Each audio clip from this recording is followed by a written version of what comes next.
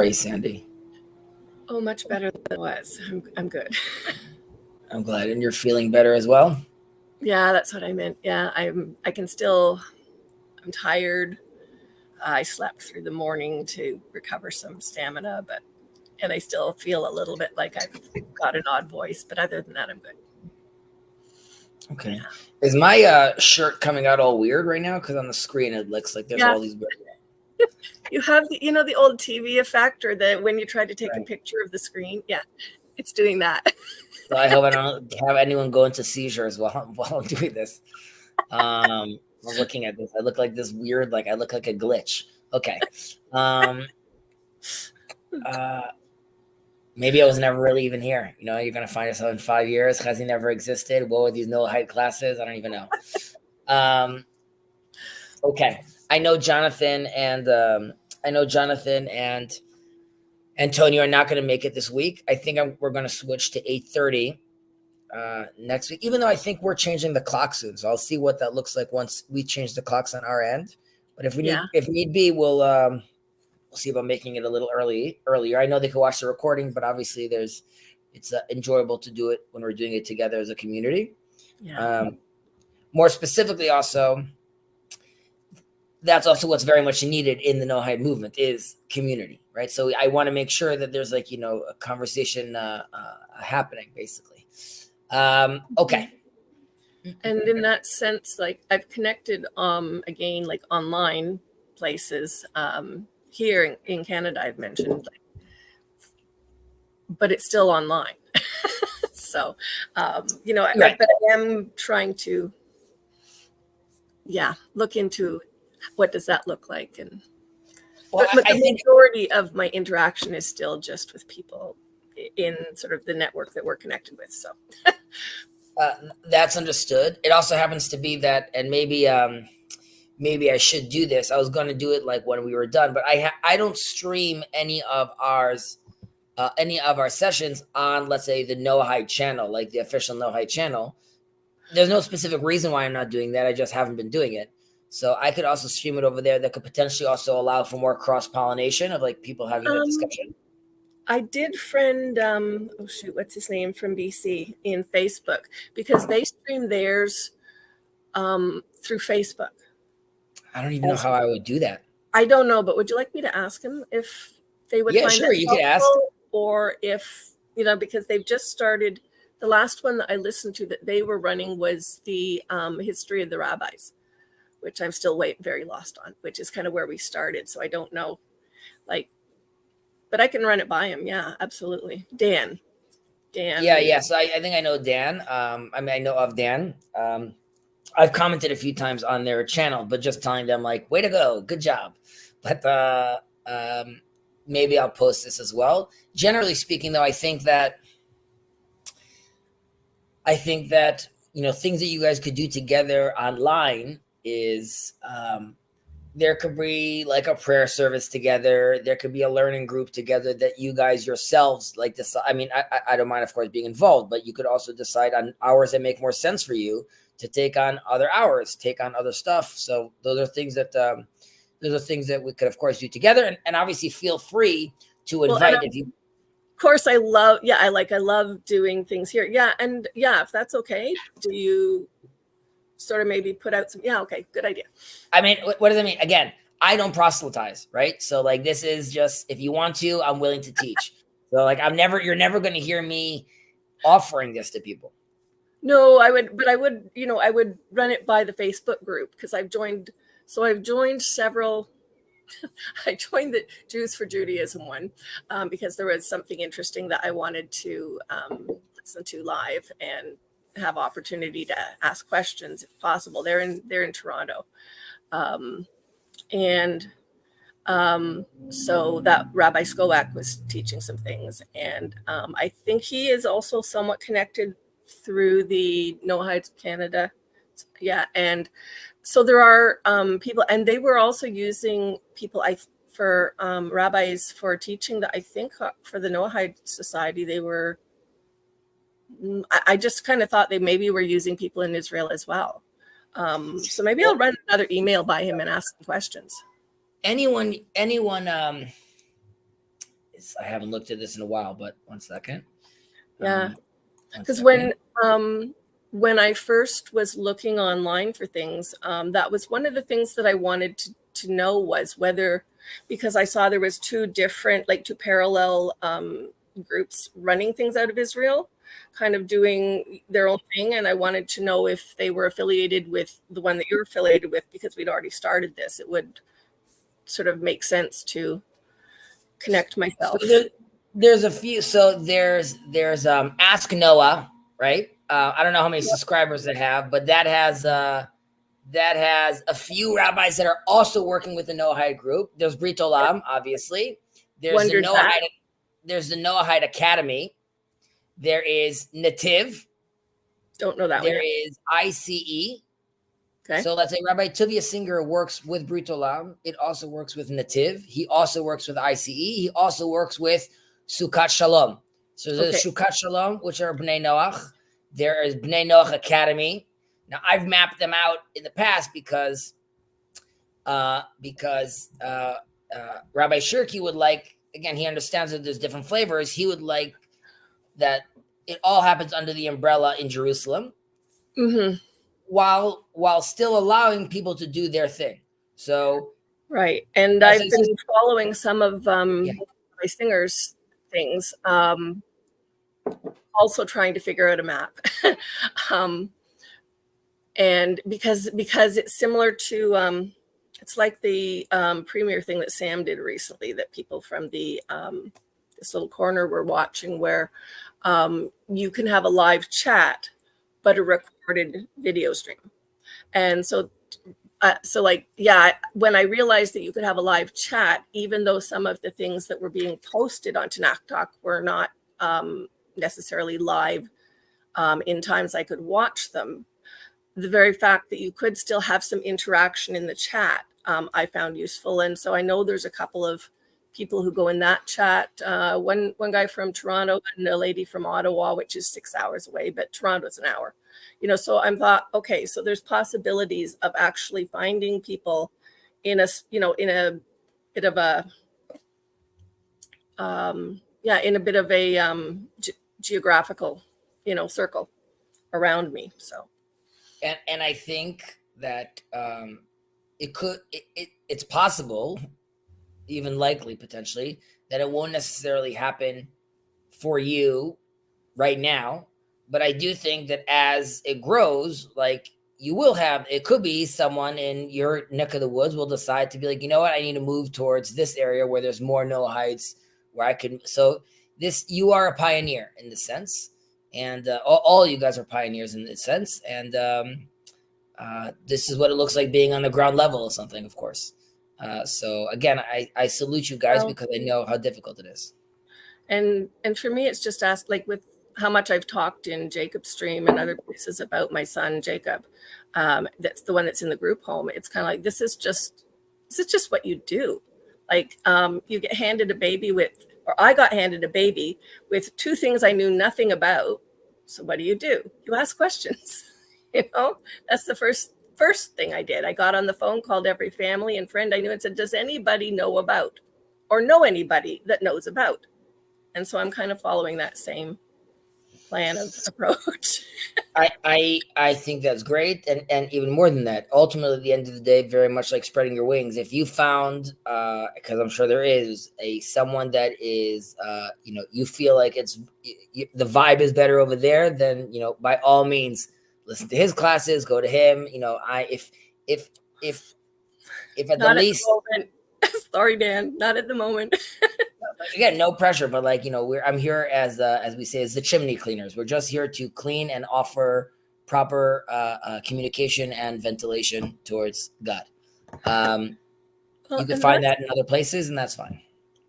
And that's the sort of thing too that I would want to ask, and you can talk to Rabbi Turkey. It's like, so I have an established community of friendship here that's unrelated to, like it started before we started doing this. So it's not like I want to say, if you move to another area, you don't drop your friends where you used to live, sort of thing. So I don't see it as competition in any way. I'm just building some friendships in a couple of places. So 100%. And like, it's also, you could cross-reference like the data, right? Realize that Chazi's been selling us lies this whole time, setting us down. All he's offering is idolatry. Hey, Dan, I need some critiques. Exactly. Chazi said there's this verse, but it sounds bad. All right. Let's get into it. I think we will see if we're successful. We'll try to go through 12 and 13. Okay, do you want to take it away? Sure. Of every wow, I feel like we're stepping right into the middle of a thought. Of every bird according to its species, and every animal according to its species, and every creeping thing upon the ground according to its species. And my covenant shall be upon your flesh as an everlasting covenant. And they shall keep the way of the Lord to practice charity and justice. Right. Aside from this, do you want me to read the little bit under that? Yeah, you can read that. Sure. Aside from the 7 principal laws, Noahides were commanded to observe other laws as well. Right. So the chapter is chapter 12, additional laws, right? We went through the main laws and now we're at the back end right now. So first of all, we're being told over here that, at the bottom over here, that aside from the 7 laws, right, there's other commandments as well that they were asked to observe. As we discussed, also many things derive from the 7, right? Like we have 613 that derive from the 10 commandments, so to speak. We also have many that could be derived from the 7. Now, the intro over here, which also relates to item number 1 with regards to the hybrids over here, is talking about how there's diversity. However, it in theory it requires to stay distinct. During the time of the flood, things were really going crazy as far as the Midrash tells us, between animals and humans, between humans and humans. So there's a sense where people lost their balance and their order, so much so that the world itself lost balance and lost order, so to speak. And that's why God had to come and do control, delete, and start with a new version.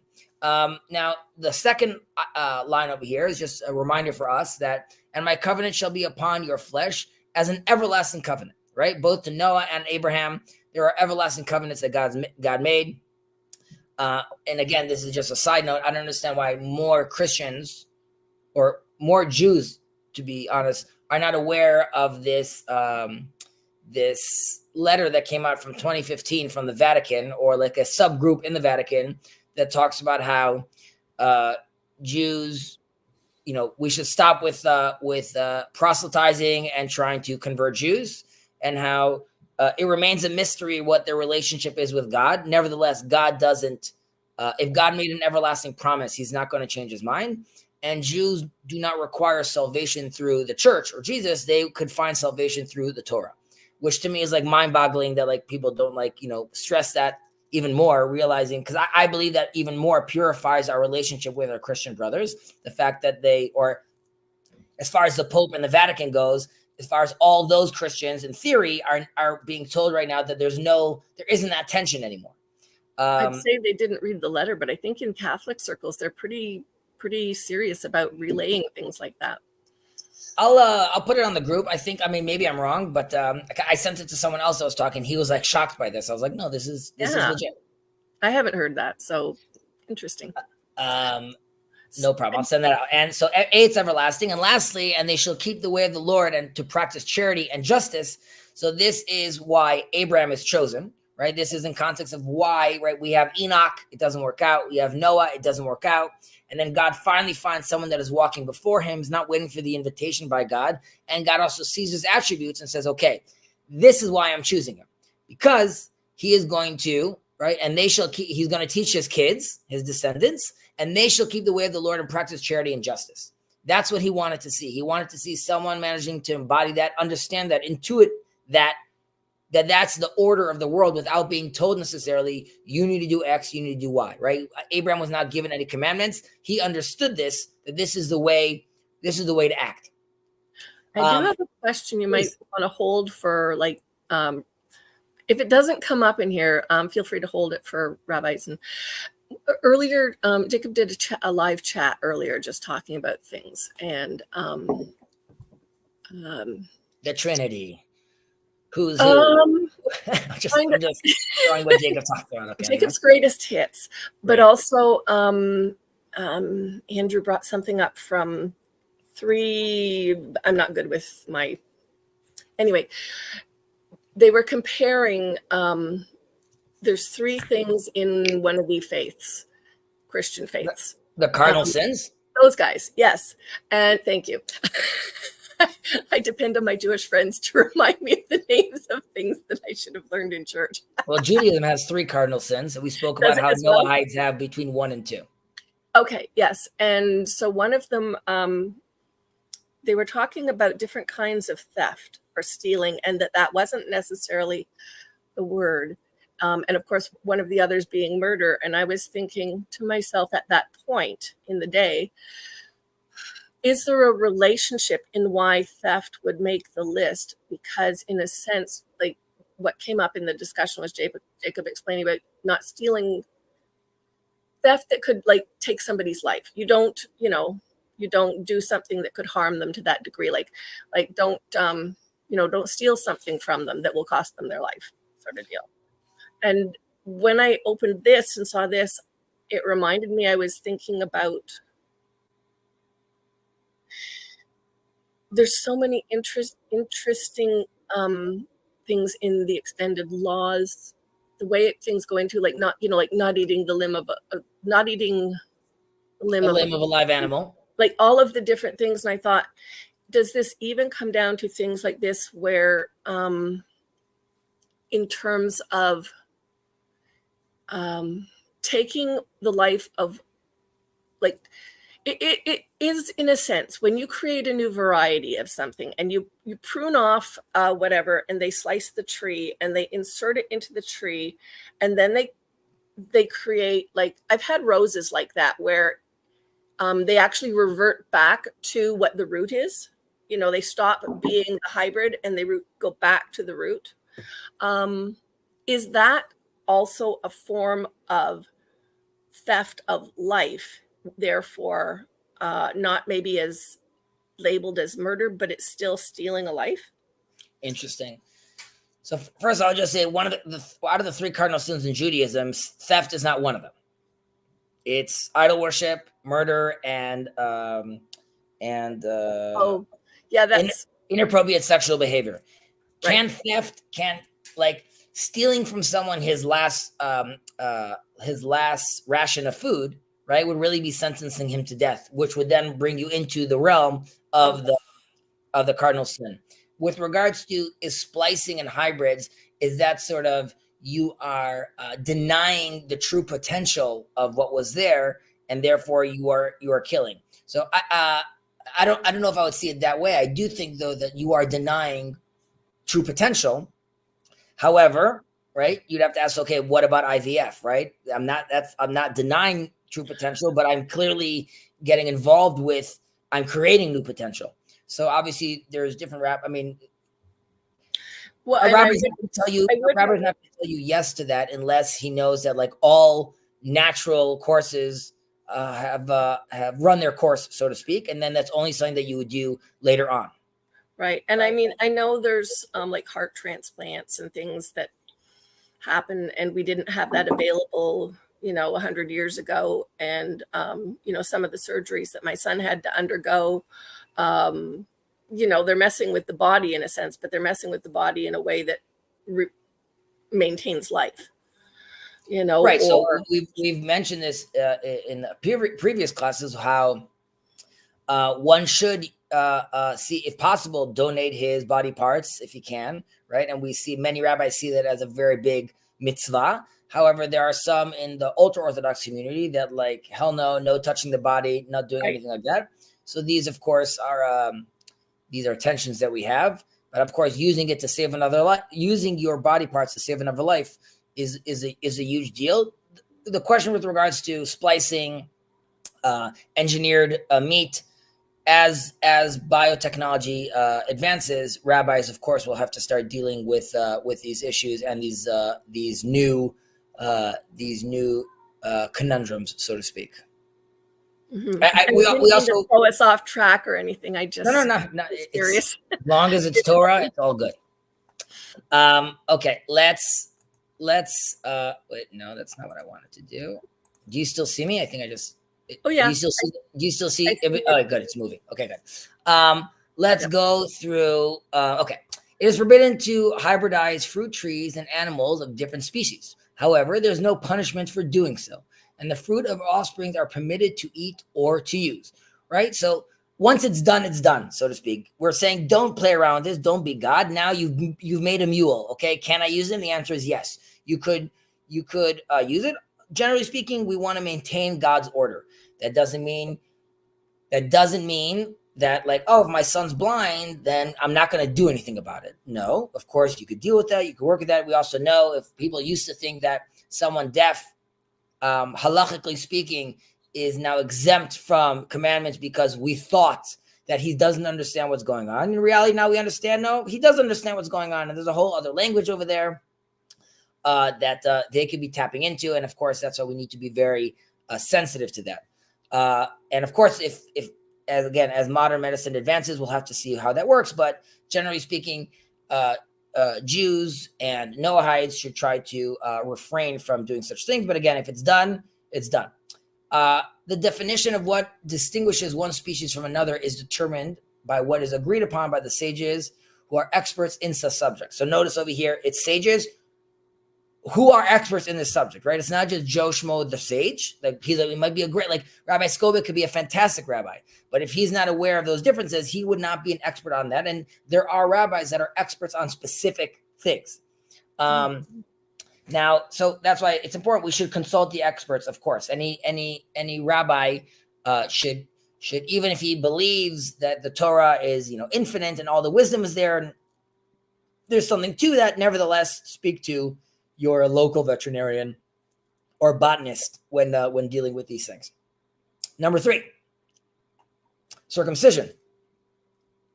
A Noahide male may be circumcised for the sake of fulfilling the commandment of circumcision. And there are those who say that it is an obligation for those of the Arab nation, as they should be circumcised on the 8th day of life. If the father of a child, or if the father of the child is a Jew and the mother is not, sages should be consulted. Okay, so here too, it's not a must. However, unlike other things, which is not an obligation, here there is a biblical obligation to do so as well. So you don't have to doing that, but by doing so, you are, in this case, completing an obligation that you have. So it's sort of this hybrid as well, which you don't have to do, but it's recommended to do. It's also important to remember that this decree was given to us before the Torah was given about circumcision. So that's why there is this obligation, because it even precedes the Torah itself, or let's say the 10 Commandments themselves. This we'll get into. There's a ramification to this, of course, or this sheds a little light also on Maimonides' understanding about the obligations one has to take on. As far as asking your rabbi or your Noahide sage with regards to a mixed couple, the reason is because, as we know and we mentioned many times, Noahides are accepting and taking on their commandments, right? However, they need to make sure that there's no confusion with regards to, are they Noahide or Jews? So you could imagine that if there is a father that's a Jew and a mom that's not Jewish, and they circumcise the kid very quickly, and they live a Noahide life or some sort of religious life, it can be very confusing, right? The kid could be thinking he's still Jewish, even though in theory he's not, because of his mother. He grows up not knowing this. He is now in a Jewish community. He falls in love with Sarah, and now we have a problem. So that's why it's not that it's not possible. It's just one needs to be very careful where that's happening, how it's being done. Are people aware of this as well? Is there noise from I have had the door open just because of air. I don't hear any noise. Okay. Except for the phone. Charity. There are those among the sages of Israel who included giving charity among the Noahide laws. Therefore, it is most appropriate to uphold this commandment. We should also differentiate and notice that charity, charity in Hebrew is called tzedakah. Okay? tzedakah, which also why the Arabs call it zedakah, because it comes from our tzedakah. I wondered that. Okay. Yeah. I don't know if all the Arabs are aware of that, but that is where it comes from. So does the amount of times they pray a day, and so do many other things. It's all good. We're here to share. So tzedakah comes from tzedek. Tzedek means justice, and this goes back to what we said earlier, why God selected Abraham, because he saw that his kids, the descendants of Abraham, will continue in the ways of justice. One of those ways of justice and being a good person is giving tzedakah.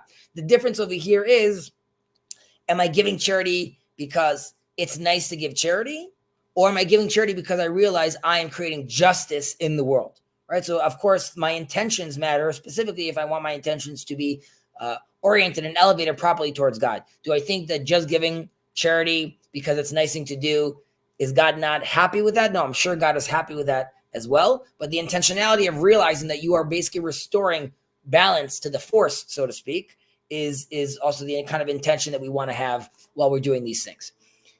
The Rambam wrote that there are 8 levels of charity, each greater than the next. Okay, so we'll go through this. I'll read through all of them, and then we'll take a bird's view. The greatest level is to support one's fellow who extends his hand asking for help, to give him a gift, a loan, form a partnership with him, or find work for him until he's able enough not to need to ask from others, right? So we'll do the commentary now, where this is very much teach someone how to fish, right? Instead of giving someone fish. There's more about, like, because he could now eat for the rest of his life. Ideally, you want to fully engage with the person, because that is the best way of, like, it's not I just gave him charity, or I just gave him charity because I know it's justice. It's I fully was there with the whole interaction, from getting him to the street and bringing him back up. This is, in a certain sense, similar or echoes some of the reasoning in the slaves that we talk about, in the concept of a slave that we talk about in the Bible. People come out, up in arms about this. How do you have slavery? People have to realize the slavery that the Torah is talking about is Joe Schmo now stole from the Cohen's house. Instead of beating him, instead of sending him now to jail for the rest of his life, comes the judge and says, the Cohen family, you were wronged by this robber in here.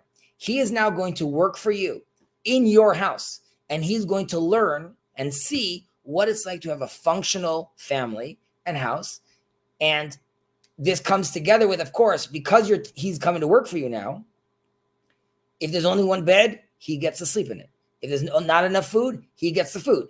The punishment is rehabilitation, right? So now, again, we use the word slave. I think the world would be in a much better place if that's how we were treating our transgressors in the world. So here too, even with the poor person, you really fully need to get involved, right? Bring him into the house, help him out. Now, we, of course, understand I can't be bringing on tweakers from the middle of the street that are just going to start stabbing me. So we have to, of course, take these things into consideration. But this is the highest level the Rambam's talking about.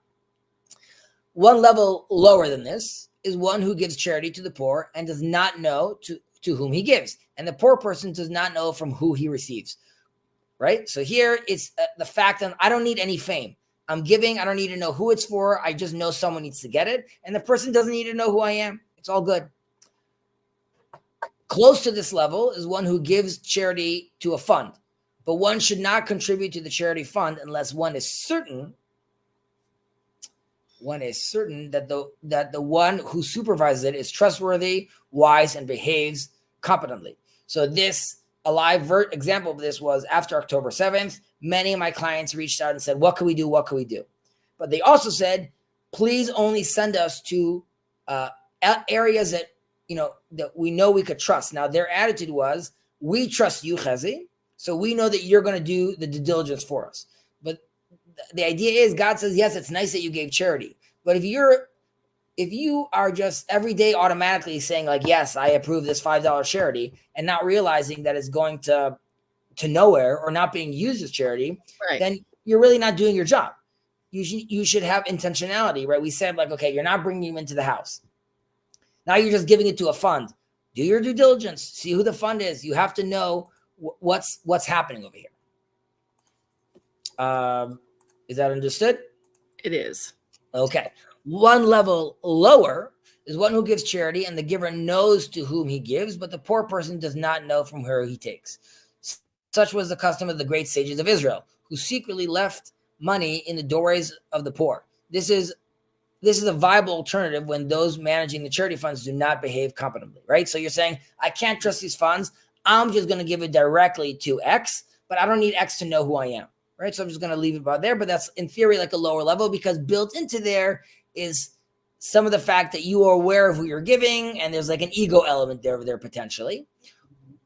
One level lower is when a poor person knows from who he takes, but the giver does not know who he gives. Such was the way of the sages who would tie bundles of coins to the back of their cloaks so the poor could come up from behind and take them without embarrassment. Oh. One level lower is to give someone in need before he even asks. One level lower is to give him after he asked. One level lower is to give him less than one should, but cheerfully. One level lower is to give him with a sad. What does it say over there? Give to him with a sad countenance. Give to him with a loud. Okay, correct. Give with him with a sad countenance. The most esteemed sages used to give a penny to the poor before praying, and only after doing so would they pray, as it is said, then I, being justified, will behold your face. So their attitude also symbolically was, before I can even start talking to God, I need to embody justice. And the way I'm going to embody justice is I'm going to be giving it to the other person. We have a Yosef over here, which is nice. I remember learning about the Catholics from Rabbi Sachs, buried at the end of an hour drasher. Quite an amazing ruling. Sorry, I'm 15 minutes late. Okay, you didn't miss so much, Yosef. Glad to have you over here. So anyways, there's all these levels that the Rambam talks about. It's beautiful to see how we see this breakdown of levels, and we should all do our best to climb the ladder, so to speak, but definitely position ourselves where it makes sense. And of course, today it's very easy to give to organizations, which immediately brings you up to like one of the higher levels, but you should do so with due diligence. Well, and one of the things that jumps out at me from that immediately is the reminder of justice, it being about rebalancing the world, making sure that justice is, because I think in a lot of ways in general society, it's not emphasized. So we forget, we think, oh, you're just being nice to some poor person who's had, correct, and that it's so much more full in the way you've described its application and why. Like I said, even with the slave, it's a community. No one should be left behind, so to speak. So even the poor person and that's also why the poor person himself has to give charity, right? Because God wants to make sure that this is a built-in system of wanting to the justice of chasing after this, so to speak, right? We want to make sure that this is something that's very present in our life. Okay, number 6. Why don't you take number 6? Well, I'll read number 6. I think we've done this before. Actually, Sodom and Gomorrah were destroyed because they did not give charity. So we spoke about this in the past, how in Sodom, first of all, they were very nervous about the Canaanite people because they were aware of how needy they were for rain. And that's why if they didn't have rain or they were attacked by other tribes, they might end up coming to Sodom and asking for stuff, right? So their attitude was already, this is a problematic place. We're nervous giving to them.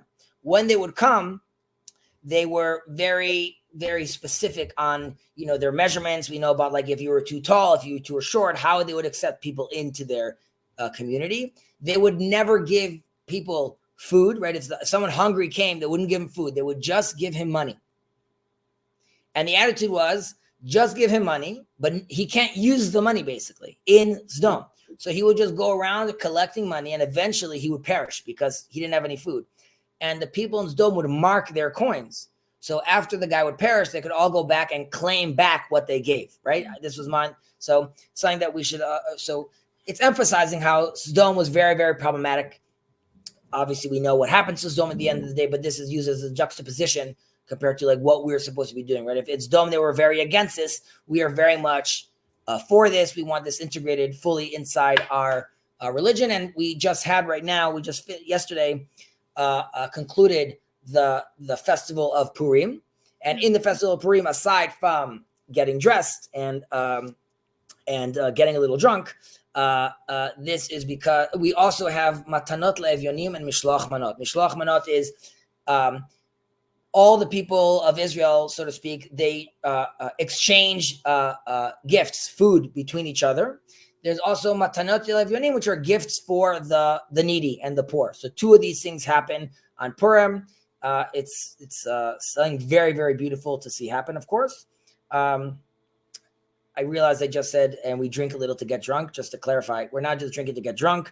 There's a element, which is you want to drink where you confuse between cursed is Haman and blessed is Mordechai. And the reason is to create this space also where, like, everything becomes topsy-turvy. You could realize the miracles that happen in your life. There's a deep Torah over there, but it's not just like going on a bender and just drinking nonstop. It's actually very elevated and beautiful, utilizing elements like alcohol in the proper orientation. Number 7. Sorry, go ahead. Oh, I was just thinking the word charity. I heard somebody comment that they had heard this explanation of Sodom and Gomorrah once, but they didn't really reference it beyond that. And they were saying, what a stupid thing to think, because what they were focusing on were the other elements of the story. But but I never heard anything there again. I never heard anything about balancing justice or looking at how and why and how people behave as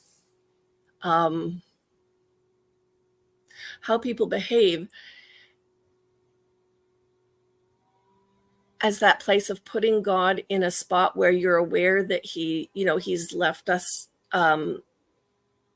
commandments that help us to keep light in the world, and not just like the whole thing becomes about keeping things in right order. And I never heard the story about the coins with it. It wasn't taught from a Jewish perspective. Well, all of this alludes back to, God looked at the Torah and created the world, right? That this is very much the blueprint of how we are supposed to be behaving, right? So manifesting in such or participating in such a way, in theory, should be creating a divine sequence, which also makes sense in the world, right? Which is there is a sage that talks about how he's borrowing from the philosophical concepts of form and function, but talking about how when the Israelites go in front of the Sea of Reeds, it splits, not because it's miraculous, but just because there's a hierarchy between form and function, and it was always made to open up once the Israelites would be in front of it, like as in it's exactly what was supposed to happen, assuming you believe in that divine sequence. So it wasn't necessarily miraculous. It's just like the Israelites are exactly where they're supposed to be in the exact right time, and then the water will behave accordingly. It won't do that on a Tuesday, and it won't do that if it's not Israelites. It will do so when it makes sense, not because it's miraculous, more because that is the natural sequences of things if done in the proper order. Of course, it was much easier for us to see this proper orientation when we had God, or at the very least when we had the pillar of smoke and we have the pillar of fire walking with us, orienting us, protecting us. But unfortunately, we are very far away from that, and all we still hear are those echoes.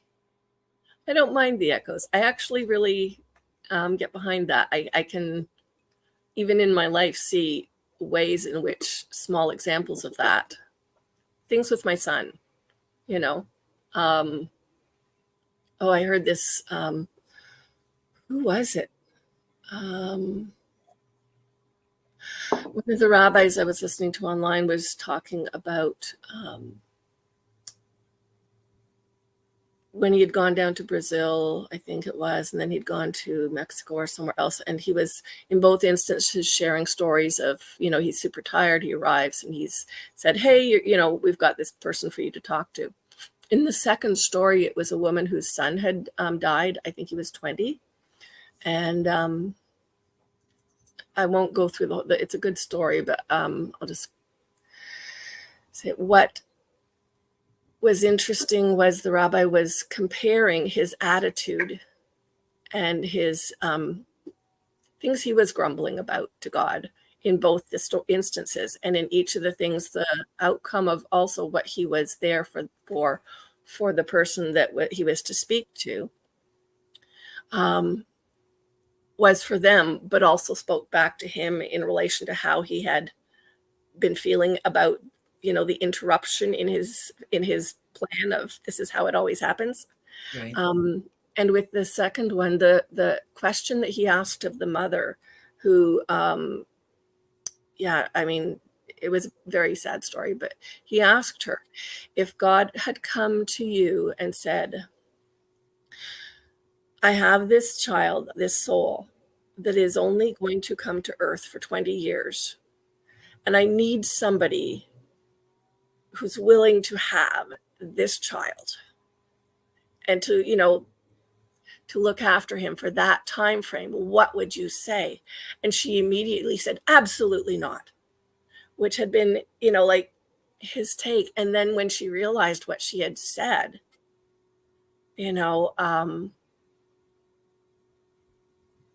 as a mother listening to it, I was like, yeah, I get that. There's the whole, you cannot really deny your child, no matter what, no matter what else.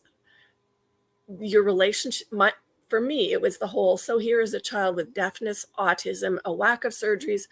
This is not the child you were anticipating. And I had that conversation before he was I had that conversation before he was born. So when you say, here is the sea of reeds, and it is made, and it is just waiting for the moment that God has given it to open up before the people of Israel, because that's what it was designed to do. I know the places I had some difficult conversations with God around my initial reaction, which was more like the mom's than, sounding super holy. It was like, I don't want to do this, but when push comes to shove and you realize this is a blessing God has given you, and this is what you were designed for and called to do, it changes the entire picture. Intentionality, definitely. It also changes like your whole frame of reference. But people, like, for that to happen, right, one has to be oriented properly. One has to put themselves in the right position. One has to, quote unquote, open their eyes, right, and see what's in front of them. I think difficult. That's why I loved the story, the way the rabbi told it, because it really, it showed those places. It showed that. It really did, and it was good to listen to in the timing when I heard it. And it was very. Thank you for sharing that. Nice to know that there's people in the world who have stories that kind of don't necessarily show their best places, but also they're willing to share them because they're important to share. Yeah. Do you mind reading 7 and 8? Sure.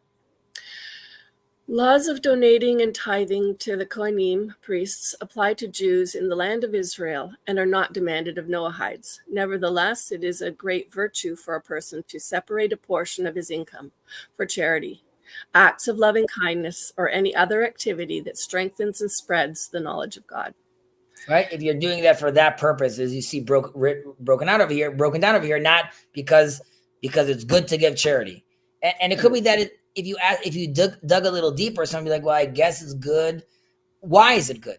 Besides from just like, well, that guy doesn't have it. It's good because it spreads the knowledge of God. And what does that mean? The guy sees I'm giving. Why are you giving me? Because I see you as another person that's made in God's image, and I want the best for you. It's not because I'm giving it to you because you're knocking on my door and I just want you to get away from me. I'm giving it to you because you asking this from me and me giving it to you actually completes me. It makes me more. It makes you more. It makes us together more. Right. Moving on to proper conduct. The prohibition against sowing seeds of different species together in the land of Israel, deriving benefit from sowing a mixture of seeds in a vineyard, the commandment to leave the corners of field unharvested for the poor, allowing the poor to glean from harvested fields, leaving for the poor produce that was dropped and forgotten while harvesting, leaving for the poor grapes dropped while picking, leaving odd-shaped grape clusters for the poor, Even though all of the above laws are not obligatory for Noahides, it is desirable to practice them. Right. So these are a bunch of laws that we are commanded in Judaism, and you could see over here how the attitude is you want even in your process, right, of bringing stuff in from the field, you're always thinking about the needy. You're thinking about the poor as well, and you need to do so in a way that maintains their self-dignity and self-respect, right? If you're there saying, hey, I left you that corner, Joey, that's not what we want. We want Joey to be able to walk in and know that he doesn't have to worry about people looking at him, people thinking about him. He's going to take what he needs.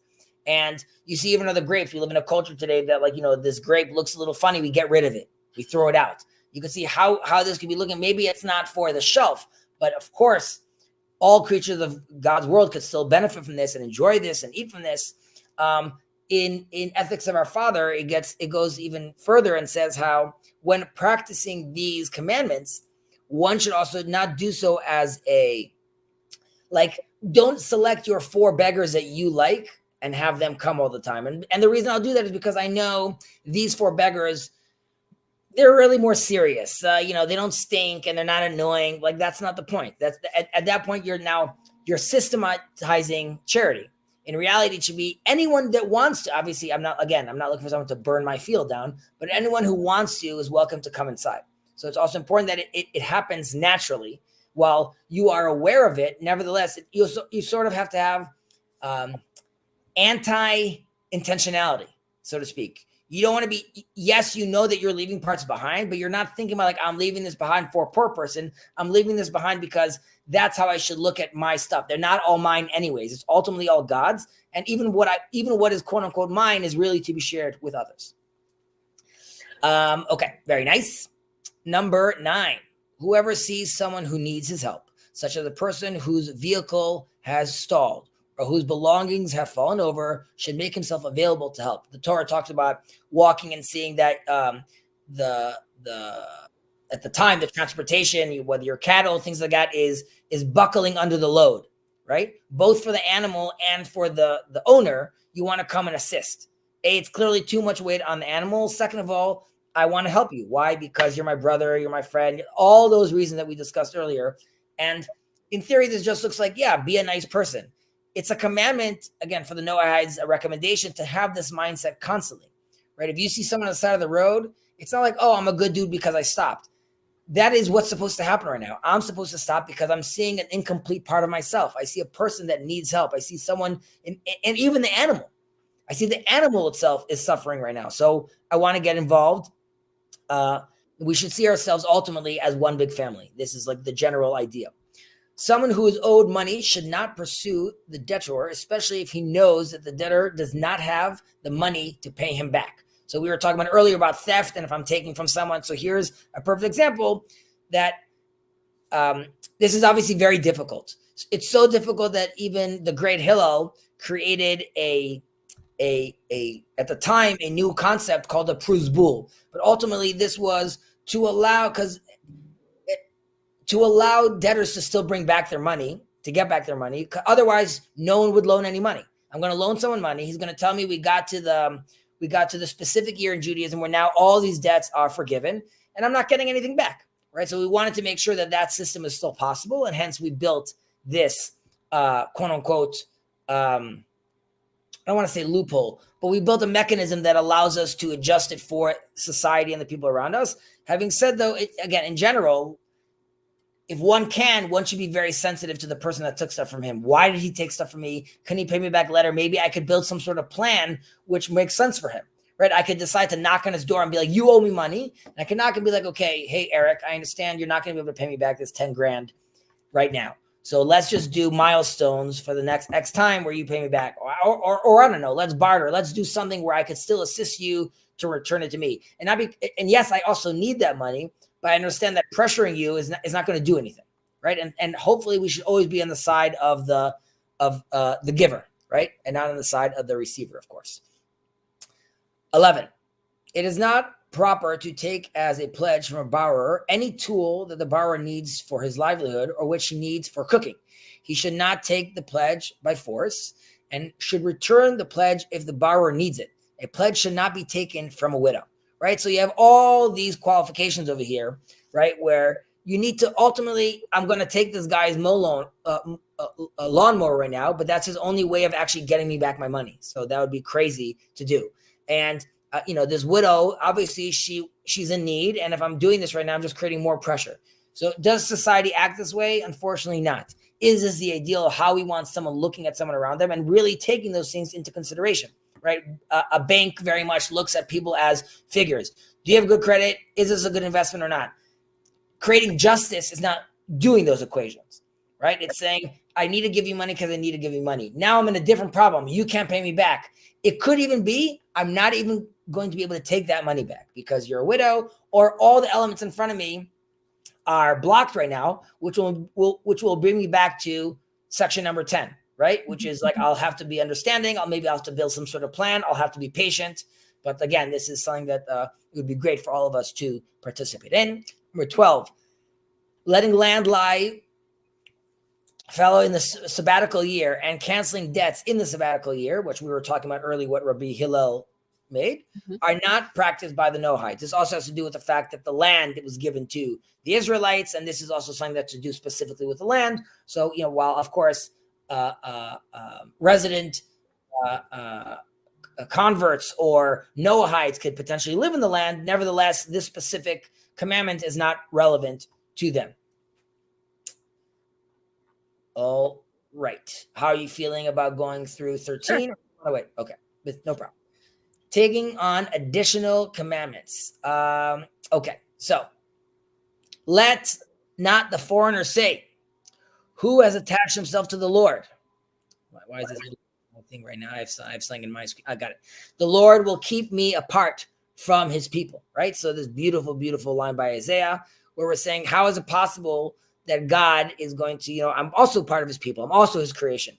I would say there are many Jews that are not aware of this verse, or not aware enough of this verse as well.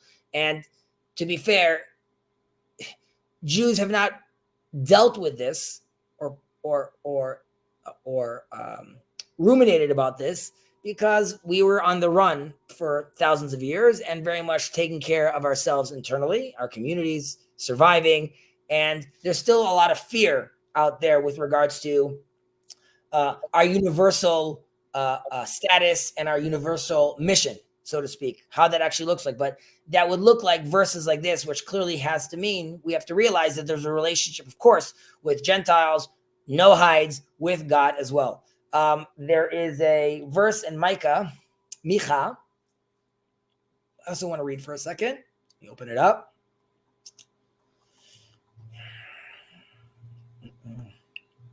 And many nations shall go and shall say, come, let us go up to the mountain of the Lord, to the house of the God of Jacob, that he may instruct us in his ways, and that we may walk in his path. For instruction shall come from Zion, and the word of the Lord from Jerusalem. Specifically, that verse, also the word of the Lord from Jerusalem, is also why Rabbi Shirky wants it to be all coming under the umbrella of Jerusalem, because ultimately that's where the word of the Lord comes from. And if we're talking about Noahides and this universal mission, maybe it's more appropriate to be coming from Jerusalem and not from, let's say, Sheboygan or someplace in Chicago. That doesn't mean we don't want those Noahide organizations to work. The question is, should we move ourselves from the framework of exile and start orienting towards, obviously, redemption, towards coming back to Jerusalem? But the reason I read that verse is because here you could see the Gentiles, the many nations, are coming to the mountain of the Lord, right? They're coming to the temple, and they're interested in learning from his ways and his paths. And notice that it's in plural because there are different pathways and there are different instructions based on who they are, right? It's not the same for every nation. It's not the same for every individual. Nevertheless, there is clearly a conversation going on with the Gentiles of the world as well, that God is very much interested in proper conversation with them. I have a question. It's an odd question. As soon as I saw this, hey Ship, as soon as I saw this, the highlighted part at the top, what I wondered was, is it in a way related to what we just read through about charity and justice and how the balance of things has to flow, that you neither like, okay, try it a different way. Is it related to, we've talked somewhere else about the two hands, that you push away with your weaker hand and you draw towards yourself with your stronger hand, and there's that same kind of principle in the giving and receiving of charity, in a way, how it feels.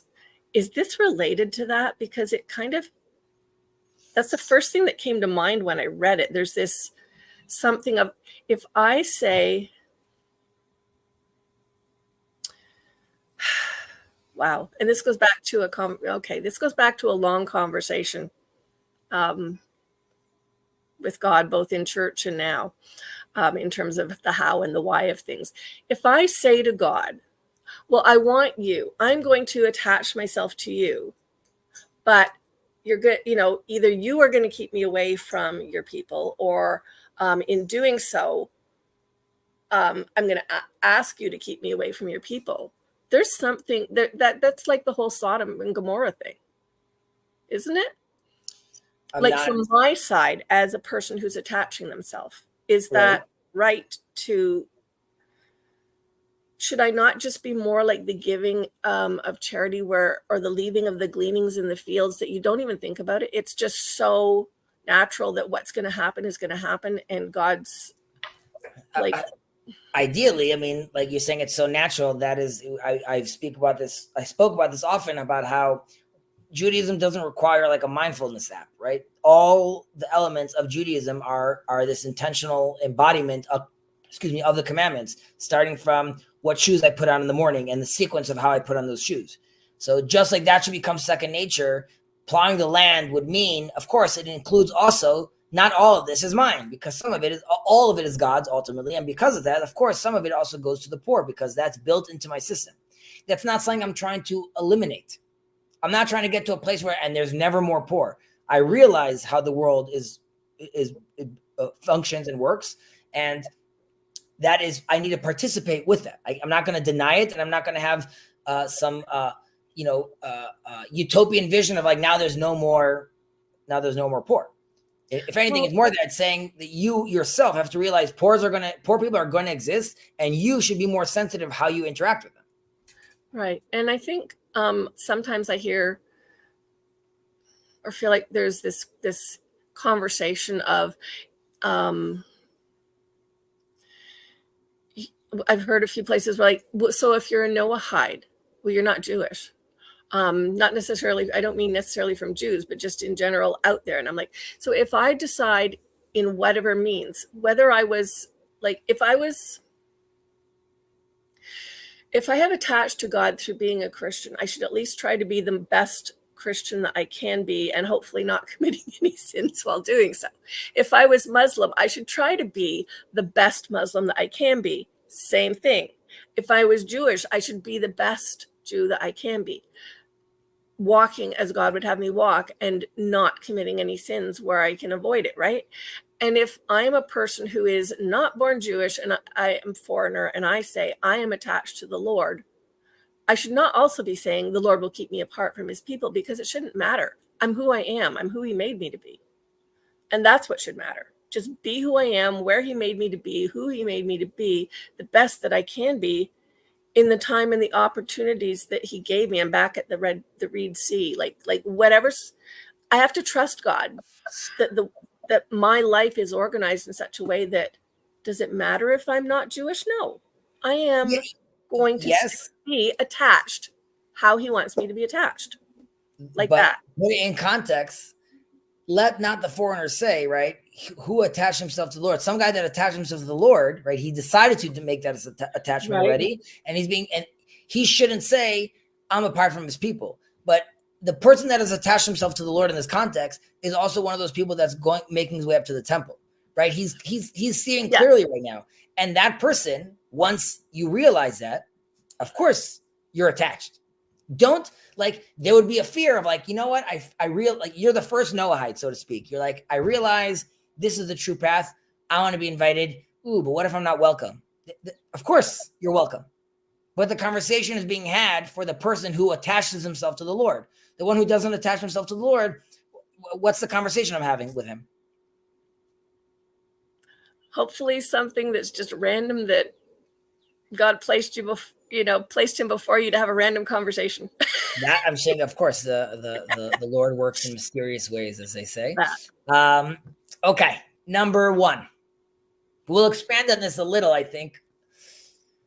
Yeah, I know how kind of helping with my way my brain works. All good. Noahide who probably took upon himself the 7 Noahide laws and wants to perform a certain commandment from among all the other Torah commandments in order to receive a benefit is allowed to perform it as described in Jewish law. So let's just read. Let's read. Wait, why is it? No. Yeah, let's read footnotes 410. You mind doing that for us? 410. Mishnah Torah Hilchat Melachim 10:10. There are those who hold that such a mitzvah should be done exactly as prescribed, and there are those who hold that ideally, a priori, it should be done in an irregular manner. This is not the place to expand on this matter, but the main opinion is the first one. See the opinion of Acharim. The rest you don't have to go into. But basically what they're saying over here is, okay, there are some that say, as you recall, we really want to make sure that no one's getting confused, right? So do so a little differently so no one should think, oh, this is a Jew. However, we see the main opinion is one is that you could participate in the exact same manner, more that you're also following the instructions in Jewish law, ultimately, right? So we have to remember that there's no obligation, but of course, this is an option to bring us closer to God. I will just take a second just to remind ourselves what we spoke about, like in the intro, which is, as far as Maimonides is considered, right? He sees Noahidism as a religion, right? He calls it Torat Bnei Noach, the Torah of the Noahides, ultimately. He also sees it, ultimately, he separates between a Noahide, someone that is keeping the 7 laws because he's doing so because it's nice, and that person cannot take on other laws because he's just doing so out of from an intellectual purpose, to someone that accepted the 7 Noahide laws as a Noahide. That person now could take on more things.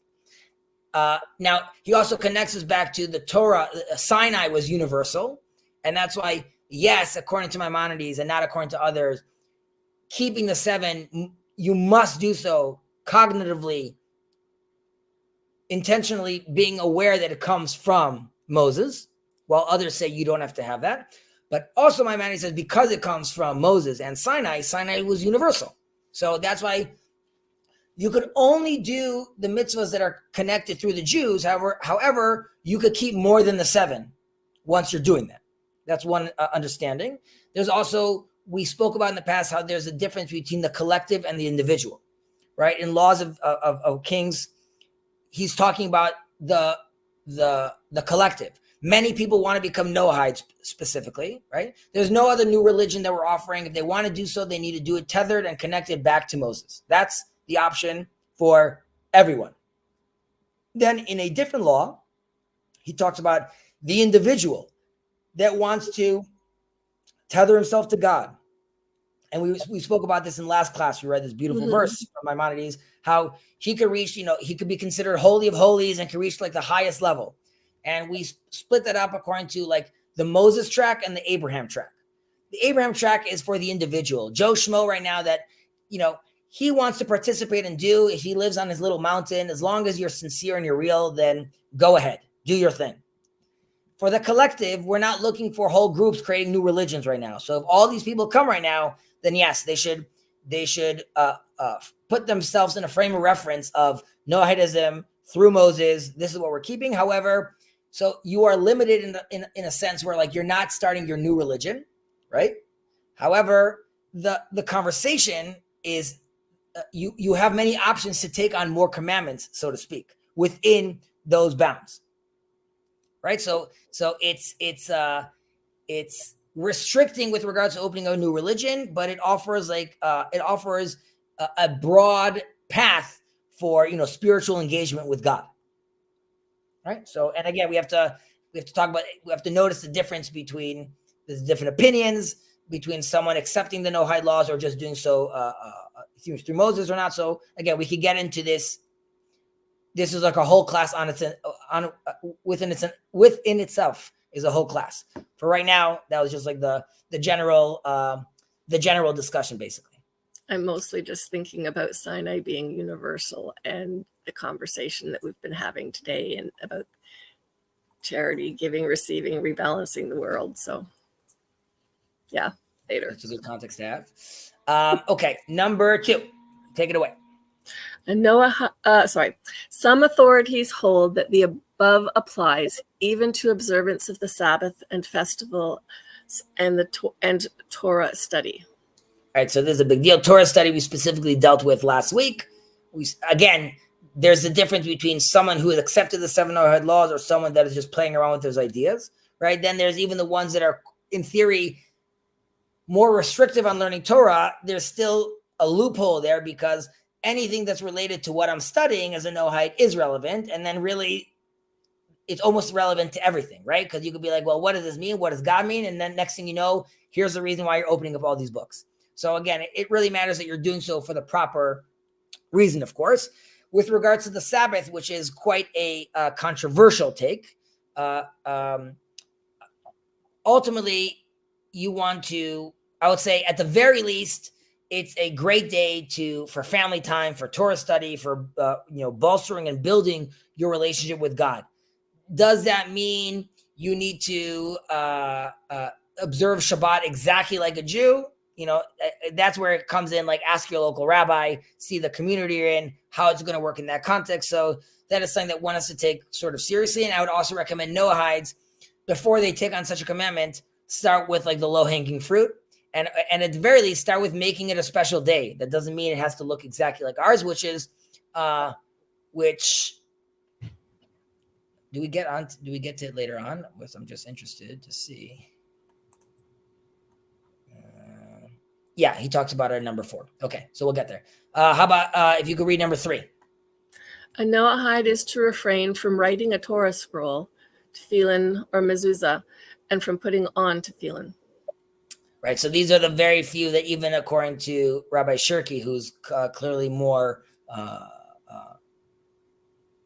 open-minded, or more, I don't know about open-minded, more progressive, I guess, with his interpretations of what the Noahides could do. This is something they can't do. This also has to do with the fact that these parchments, I think, talk about the covenant God made with the Israelites. So this is, again, something that's like a lot more personal, a lot more specifically unique towards the Jew.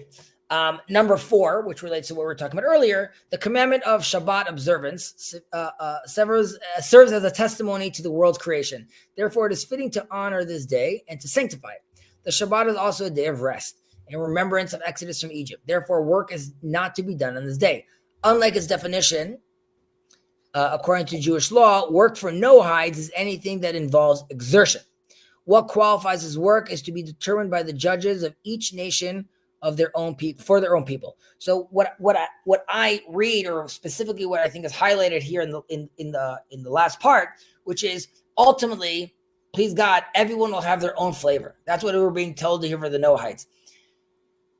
You'll read about it, you'll learn about it, you'll see why the Jews are doing it, but ultimately you'll have to figure out for the Indian Noahides what their Sabbath looks like, and for the Albanian Noahides what their Shabbat looks like, and each one is going to figure out what they can qualify as work, as exertion, what makes sense. So it could be that in Canada, this is a little different, but I still think it's a beautiful. There's a rabbi that a great rabbi, may his memory be blessed, Rav Ovadia Yosef, a Sephardic rabbi that Jacob has mentioned in the past. And when he was living in Cairo, he realized that the community was not very observant. And however, he didn't want to say that, then they're no longer in my circle. We know about Shabbat. It has Zachor v'Shamor, remember and keep and observe. And he had this quite controversial take, which is he made sure that in the synagogue there would be a service early in the morning on Saturday, which involved the service prayer and like a small little get together, and then the people would go and work on the Sabbath. And he spoke about how while they're not maintaining the observance, they are maintaining their remembrance, and that within itself is very, very important. I think it would be great if even in Israel we could, I don't want to say lower the bar, but be more realistic and more open with what it means to be observant. Basically, does it mean that you have to keep all of the 613, or does it mean that you could still be considered observant within the realm of remembrance, of participation, so to speak? And obviously, that's for much greater rabbis than I to make such a decree. But regardless, it could be that, again, what we see as just remembrance, other world Noahides will see as observance, and like we have to realize the sensitivity and the differences there. Reminds me of when people in the Christian context will have in their churches arguments about the letter of the law versus the intent of the law, and and somewhere I guess it must be in the New Testament, about some people remember the Sabbath day. Some people treat all days equal, but whichever you do, you better be doing them in the right manner and attitude towards God. Because if you don't keep the Sabbath and you keep all days equal, well, you don't want to be keeping them equal in a lower, in a bad way. You'd rather be keeping them equal in a good way. And it's like, there's a lot of, yeah. And even the bit you read about like it being an expending of energy or something like that, I'm thinking, like just taking myself to work has had me sleep through the whole morning because my body has a lot of pain. And so to do what I want to do that's productive, I have to allow it rest that I don't really want to have to allow it. If I was younger, it would not be a thing, but sometimes you just need to honor the needs of the body and how it was made, and there's a balance between rest and motion. We see this also in the days of creation, where like many of the days have a static day and have a day in motion. There's the ocean is just static, and then there's the ocean full of fish, and there's the land static, and there's the land full of animals. And in a certain sense, that's how also you could see the difference between the West and the East, right? The Eastern religions and the Western religions. And Judaism is supposed to be a blend, which is like you're acting like the West all week long, and on Shabbat you act like the East, where you rest. And doing those two things together is, let's say, the proper balance that you want to be having, so to speak. Please God, our brothers from the East will join us on this side. I also want to just mention as far as participating and keeping more things, that we also spoke about this in the first class, in the intro, I believe, about of Rav Yosef Albo's take with regards to the Noahide tradition and the Noahide Torah, which also he sees it's dynamic, and it also develops based on the character of the place and like who's practicing it. So it's the Gentiles' version of an oral Torah. And he also saw the other religions' versions of their oral Torah is, like we always say, the 70 facets of the Torah in Judaism, right? We say like there's all these different versions. So for Noahides, the difference between if there's a difference between a Sephardi Jew and an Ashkenazi Jew with regards to their quote unquote 70 facets, there would be a difference between a German Noahide and an Asian Noahide, and this would be their manifestation of their 70 facets of the Torah, so to speak. Let's move on with number 5. The Pesach, I don't mind. The Pesach, Passover festival, which commemorates the Exodus from Egypt, especially the Seder on the first night, includes many commandments contained in the Passover Seder Haggadah book. It's cut off a bit. I see. It's book. Yes. A Noahide who participates in a Seder is to refrain from eating the afikomen, a piece of matzah consumed at the end of the meal. Right. So you're invited. And again, you'll notice this, and people might focus on this. Like they might focus on like he can't have that and not notice that it says like you could participate, you could be in there, you could sit at the table, you could speak. So what you can't do is, again, the Afikomen is the Pesach lamb was only eaten by the Jews. This is in remembrance of that sacrifice. And that's why it's sort of this unbroken tradition that we have since Sinai. And again, this is another element where it's like very specific, which is also like why in prayer, Noahides are not going to say like, as I was commanded, because you weren't commanded here too. This is something that's specific for the Jew going all the way back to that time. And again, it doesn't mean it's not universal. It doesn't mean that the Noahide can't sit at the table and the Noahide can even teach us all about it if he's very well versed about it. He just can't partake in it. Number six. Yes. Festival days prescribed by the Torah and enhanced by the prophets and sages, and fast days as well, are designated in the Hebrew calendar. Are designated in the Hebrew calendar. Correct. Now, let me see. Footnote 42. Right. So some of these festivals would be Shabbat, Rosh Chodesh was the new moon, new month, Pesach, which we discussed Passover, Yom HaShoah, Holocaust Remembrance Day. Jacob's going to say absolutely not. Yom HaAtzmaut, Israel Independence Day. Jacob's going to say absolutely not. Lag BaOmer is the day of remembrance of Rabbi Shimon Bar Yochai. We light fires.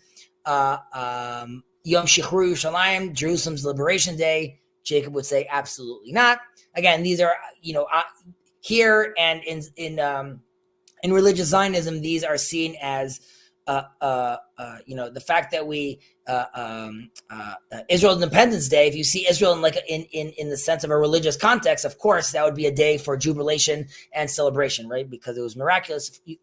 Assuming you buy into that, Shavuot, we go up to the temple. Rosh Hashanah, the new year. Sukkot, Simchat Torah, the festival of appreciating the Torah as well. Hanukkah, Tu B'Shvat is the new month, celebrating the growth of the plants, renewal, rebirth, and Purim, which we just celebrated as well. With regards to the fast, do they mention them there? Okay, so for the fasts, the 17th of Tammuz, that marks the breach of the walls, the surrounding walls of Jerusalem before the second temple's destruction. So this starts 3 weeks. This is like the 3-week mourning period that led up to the 9th of Av. The 9th of Av, or where we say Tisha B'Av, that commemorates the destruction of the first and second temple. Okay, so they both happen on the same date, obviously years apart, but that happened on the 9th. Again, we have the 3 weeks before on the 17th with regards to the second temple. The 9th commemorates both the second and first temple being destroyed. The 3rd of Tishrei is called the Fast of Gedaliah. So this commemorates the assassination of Gedaliah ben Achikam. He was a Babylonian appointed governor of Judah at the time. And he then they get the Israelites get kicked into exile. Yom Kippur famously is the Day of Atonement, right, which is the holiest day of the year, the day of repentance. We're seeking, as Jews, we're seeking forgiveness from God. And Yom Kippur also is concluding the 10 days of repentance that begin with the new year, with Rosh Hashanah. And then over the next 10 days, we have these days where it's you increase in prayer and repentance and doing good deeds. There's the 10th of Tevet, which is another fast. That marks the beginning, the beginning of the siege of Jerusalem by Nebuchadnezzar. And then we have the 13th of Adar, which relates to Purim, which we just had. This is the fast of Esther, the fantastic queen. And this is, of course, commemorating her fast that she did, the fast that she did and the Jews did in the land of Shushan before she goes and speaks to the king. There is just on that note, because we finished Rosh Hashanah, we finished Purim, there's a dramatic scene when Mordechai comes to Esther and says, you got to talk to the big man because this is not going to work out. And she says, it's not going to work, Mordechai. I could only come when called upon, and he hasn't called upon me. And he tells her, this is your moment. What he says, he's like, regardless, the Jewish people will be saved. it could be that you and your family, even me, will be wiped out. I'm not nervous for the Jews. They will be okay. But this is your moment. This is your moment to step into the books of history and make that change. Have God work through you. So this is something that we should always hear echoed to all of us. And it says, maybe for this reason you reach this position of power. Definitely people in power should think about this, but all the time we should be thinking about this. But generally, if we have that responsibility and we have that position, we should take that very, very seriously. Why am I here? How am I in this place? And recognizing who put me in this place and what do I need to do accordingly as well. So that was Esther, and that was just with regards to the fasts. I hope that was clear and I didn't rush through that too quickly. Number 7, if you don't mind reading that. Festival commandments are as follows: hearing the shofar blown on Rosh Hashanah, fasting on Yom Kippur, waving of the 4 species, and sitting in the Sukkah and Sukkot, lighting Hanukkah candles, reading the Megillah, and having a festive meal on Purim, and others. Right. So again, this is, you could pick and choose. You could see what makes sense with your community. So like, this is something that you could take into consideration. Now, it probably would be strange on a regular Monday for you and your family to show up in masks and costumes in school when no one else knows what you're talking about, right? So maybe don't start with Purim. However, there could be something like, I'm just throwing out an example, the Hanukkah lights, and the few Noahides get together and they light sign together and they sing a song and they talk about that. These are certain elements where we could all together participate in these things together. Section 8, someone who places a mezuzah. So this relates back to section 3, where we said one can't write a mezuzah. That doesn't mean he can't have or use a mezuzah, right? I can't write one. At the entrance of his house, should make an effort to make it recognizable as the house of a Noahide, which can be done, for example, by engraving the number 7 on the mezuzah case, right? So someone that has got to the level where that's what he wants right now, he wants to fully be living this Noahide / Jewish life, or let's say we'll call it fully Noahide, right? He wants to fully embrace himself in all 613. So here too, there needs to be some nuance, some difference. Again, we should notice the difference. So here too, we see a live example of how something like that would be done. Number 9. It is a commandment not to wear shatnez. That is a garment that is a mixture of wool and linen. So just to expand on this a little, because as we all know, or those who don't will find out right now, when we wear our tzitzit, our fringes, they are made out of wool and linen. Chazi, how can this be? Didn't we just say that's a problem? So first of all, you should realize, it's a real problem, which is like when I buy suits, I send it to a shatnez doctor. And the shatnez doctor checks and sees, is this a problem or not? And in many times, he could take out the threads that are a problem and change it around. Sometimes it could be too difficult, and you'll be like, I'm not going to get the suit because there's no way of me making it kosher. And playing with it would mean I'm really making a new suit. So now you're limited. However, one of the reasons, it's not very clear, and there's different opinions, but one of the reasons why this is forbidden, this goes back to the story of Cain and Abel, right? That the wool, in theory, is from from sheep, and linen is from earth, right? One brought his earthly produce, one brought from his animals, and this mixture reminds us of Cain and Abel's conflict, and it signifies the separation of powers, so to speak, right? To prevent disputes. Now, the only person that could do this is the high priest, right? And this is someone that is devoting and serving to the Lord, so he could reconcile these opposite elements. And we see that we, as Jews, see ourselves as high priests when we wear our tzitzit. And that's why we could have this combination when we wear tzitzit of chesed, of grace, so to speak, and gvura together. And then you could have this. So like we said, like when, like the Rambam specifically talks about this, how, we don't have sacrifices, or we don't participate in idol worship unless it's the high priest in the temple, right? So like we don't deal with anything blood, no eating blood, no drinking blood, but we have a lot of blood elements in the temple. No incense, no things like that, but we have incense in the temple.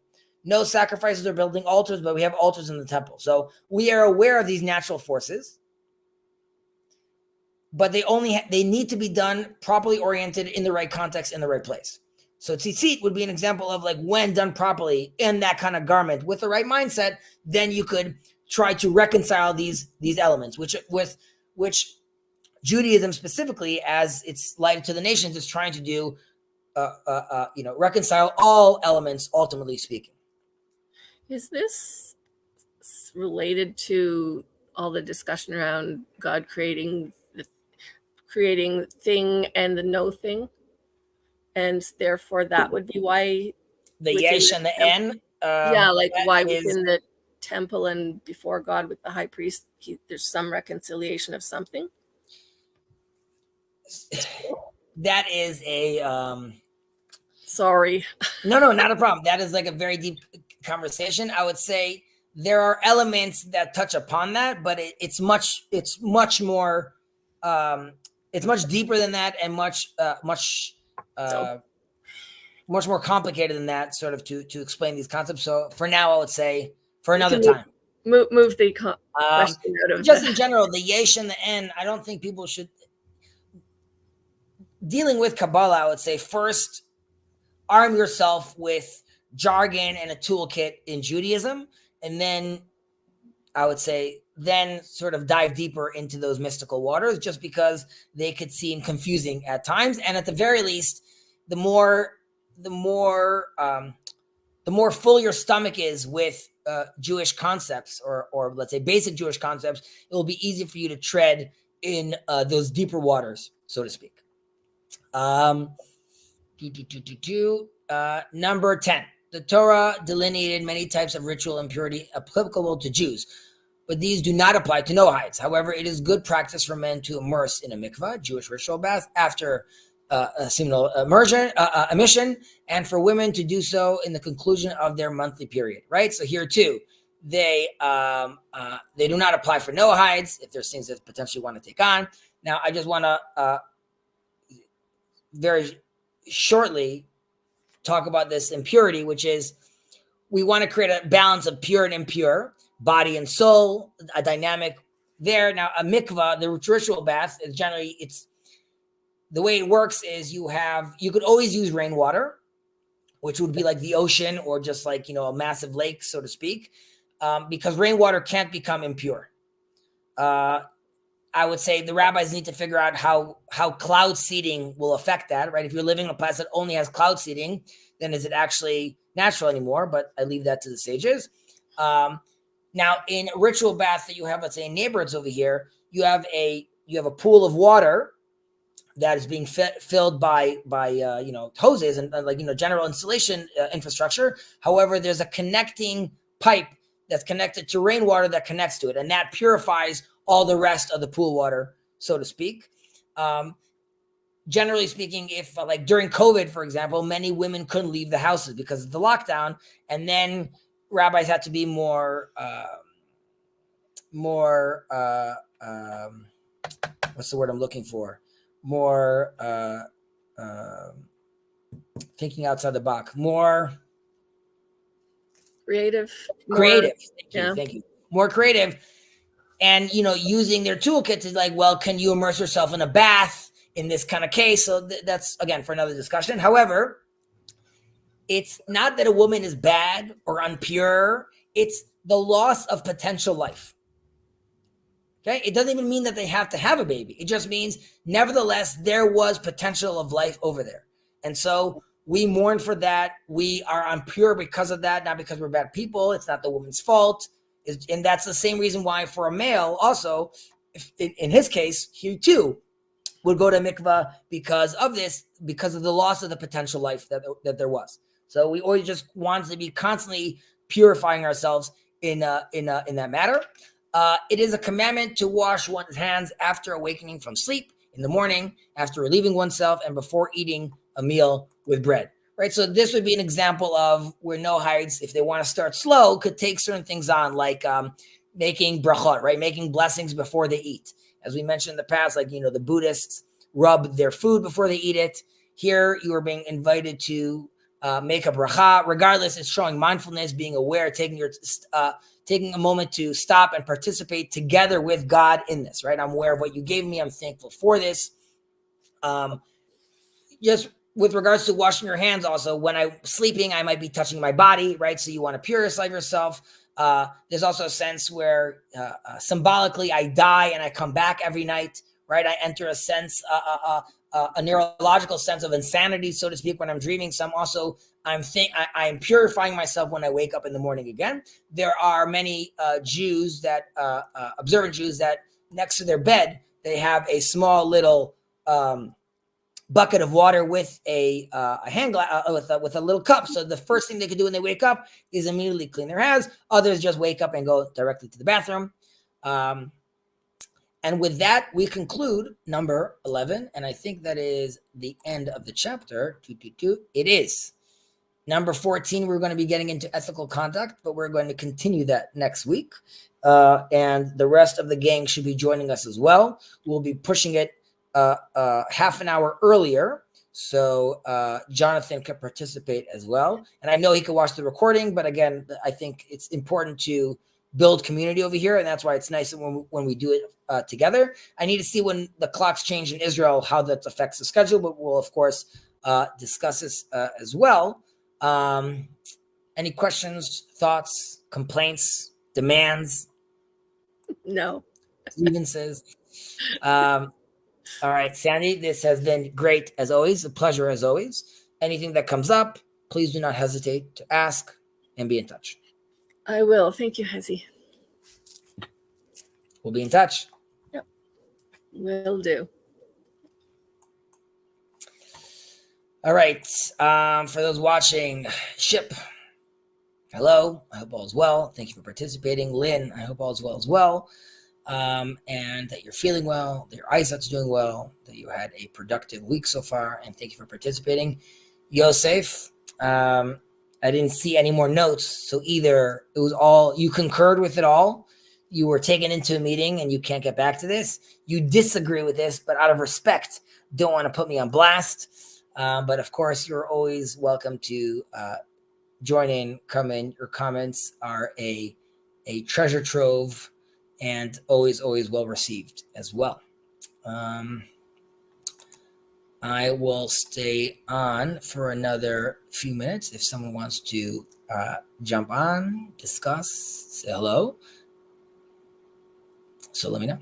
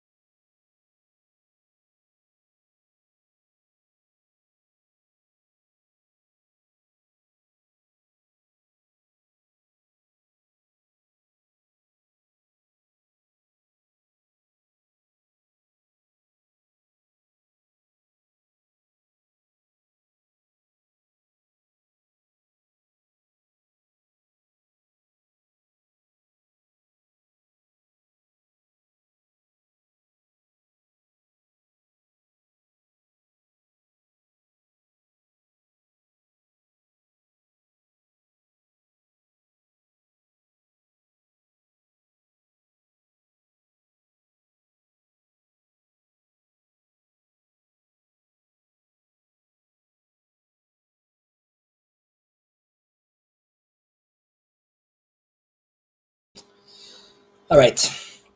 I'm going to sign off. Take care, all you cool people.